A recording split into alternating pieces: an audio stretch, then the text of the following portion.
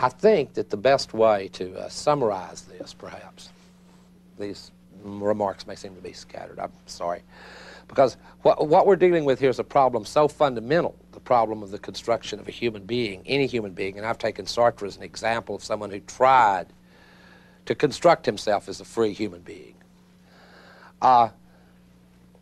Perhaps what Sartre wanted was what Fidel Castro, I know this is going to be an example you'll all love, what Fidel Castro once told Barbara Walters in an interview.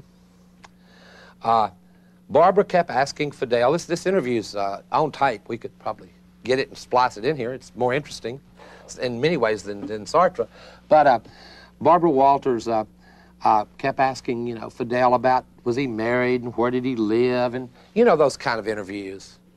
You know, how many rock stars have you met? Were you really a minor league pitcher? And finally, Fidel just loses all patience with this, and he goes, look, this is all trivial. It has nothing to do with the revolution, or with world opinion, or with my people. All I can tell you is this: I'm an absolutely free man. I own my own life. The rest is untranscendental detail. You know, garbage for People magazine. That was the freedom I think that Sartre was looking for. Maybe it's the freedom that Castro found, and it would be a tough and brutal way to find it if you find it that way. But the 20th century has not looked good for very many people for very long. But that's what I think was at the heart of Sartre's search. In fact, there's a famous conversation between Sartre and Castro, which I won't relate to you, more than just a little bit. There's a nice question in it when Sartre goes, well, you know, how do you serve the people? I mean, what if they wanted the moon? And, you know, Castro's tried to argue that the revolution could get anything it wants. And what if they want the moon?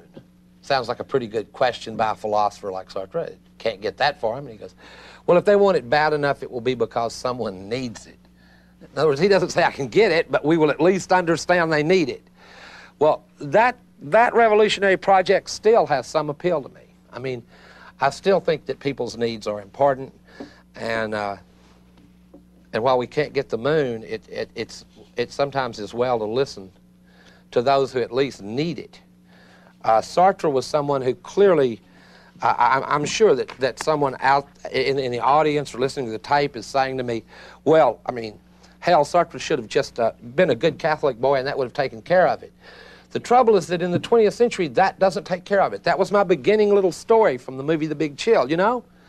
The rewards of just being a good and decent person in a good and decent situation is not enough to sustain us anymore. And I picked his life out as a particularly tragic and one filled with sort of an odd kind of destiny life to discuss. I will mention a few of his books if you're interested, because I think that they're very good. And I think that the literary ones are very nice. Nausea, which is his young man's book, a very short book called The Words by Sartre that's been translated. And then rather than try to read his long Marxist works, look for Search for a Method, which is the book that I brought in, and read it. Because he makes the point in Search for a Method that I want to leave you with. I think it's a time to leave you with some point here. He makes a point in his book, Search for a Method, that we need to remember. And that's that modernity, both in the sense of capitalism being a part of modernity and its criticism, Marxism, are in their infancy. This is very important to remember. In other words, we look at these things as structures that have already become old, outdated, thrown away, and I've been talking that way myself. On the other hand, as structures of ideas, these things are barely in their infancy. By that I mean, in human terms, they haven't been around that long.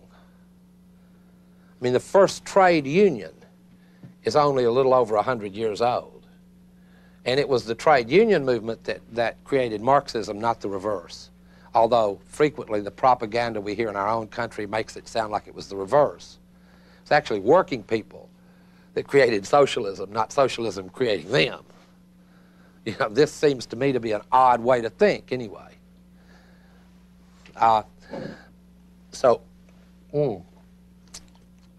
Sartre gave his life for that project, and in the course of it produced these powerful works.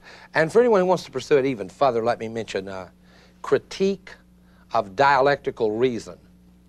I only want to mention it, Critique of Dialectical Reason, because I don't want you to read it. And here's why. For long and complicated reasons that I won't engage here, I think it's wrong, but that's not why. It's too damn long and life is too short. It's too long and life is too short. We're here having a lecture about the self under siege. We're in a culture where people spend time, huge amounts of time, running hither and thither to buy, you know, shorts for the kids for school, to go up and down Stairmasters and so on. We haven't got time for these 4,000 or 5,000 pages. So, I mean, one function that people who at least used to be intellectuals like me can perform is to say about certain books, don't worry about it.